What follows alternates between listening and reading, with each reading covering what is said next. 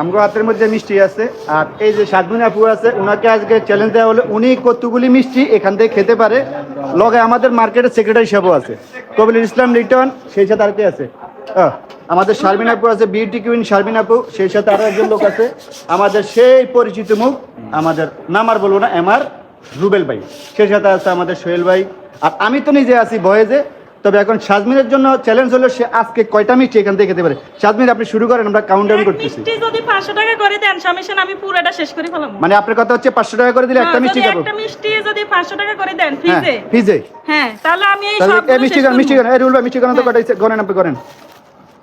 মিষ্টি হইছে 1 2 3 4 5 6 7 8 9 10 11 12 13 14। তাহলে আপনি এবার হিসাব করেন 500 টাকা। এক মিনিট, আপনি 14টা মিষ্টি 2 মিনিটে খেতে হবে, তাহলে আপনি 500 টাকা করে পাবেন। চ্যালেঞ্জে আপনি 2 মিনিটে আপনি খাইতে পারবেন। হ্যাঁ, 14টা মিষ্টি আপনি 2 মিনিটে খাবেন, তাহলে আপনি পাবেন প্রতি পিসে 500 টাকা করে, কিন্তু সময় 2 মিনিট। রেডি 1 2 3 রেডি গো গো গো ফাস্ট। এটা যদি রস মিষ্টি হইতো বিশ্বাস করেন, দেরি করলে আপনি আপনি শুরু করেন, আপনি শুরু করেন, ভিডিও শুরু করেন।